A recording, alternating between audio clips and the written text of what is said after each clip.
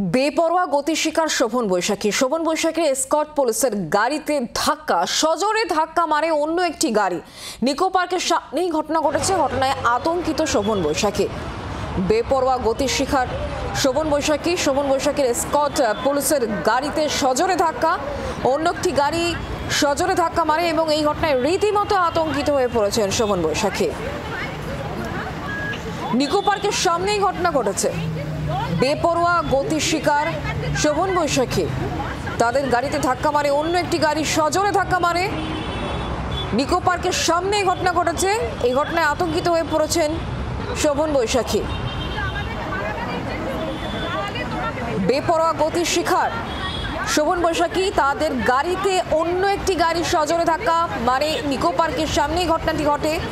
এই ঘটনায় তারা দুজনেই রীতিমতো আতঙ্কিত হয়ে পড়েছেন। বেপরোয়া গতি শিকার হয়েছেন শোভন বৈশাখীর এসকর্ট পুলিশের গাড়িতে সজোরে অন্য একটি গাড়ি এসে ধাক্কা মারে।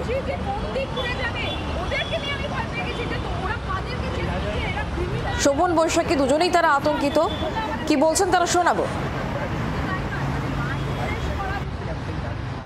হঠাৎ করে একটা গাড়ি প্রায় অন্ধকার থেকে বেরিয়ে এসে বারবার আমাদের গাড়ির দিকে এসে যখন ধাক্কা লাগানোর চেষ্টা করছে, পেছন থেকে পুলিশরা থামতে বলছে, একবার নয় দুবার নয় তিনবার যখন কাছে এসে গেছে তখন আমরাও ট্রমাটাইজ হয়ে গেছি যে কী উদ্দেশ্যে গাড়িটা আসছে, সেটা আমাদের কাছে একটা বড় বিষয় ছিল।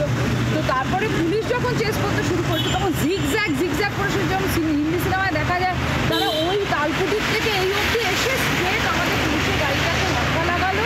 এবং সবচেয়ে ভয়ঙ্কর বিষয় হচ্ছে যে তারপরেও তারা কিছুতেই গাড়ি থেকে নামছে না। যখন পুলিশ রিকোয়েস্ট করছে যে কী তোমাদের আইডেন্টিটি, তোমরা তোমাদের ড্রাইভিং লাইসেন্স দেখাও, তোমরা কী উদ্দেশ্যে, কোনো কথা নয়। তারপরে অবশেষে বললো যে আমরা পরীক্ষা শেষে মাইন্ড ফ্রেশ করতে বেরিয়েছিলাম, তাই জন্য আমরা এরকমভাবে কি পরীক্ষা বলছে তো মাধ্যমিক দিয়েছে। মাধ্যমিকের পরে তো ড্রাইভিং লাইসেন্স পাওয়ারই কথা নয়। বাংলার আওয়াজ, বাঙালির আবেগ, জি 24 ঘন্টা।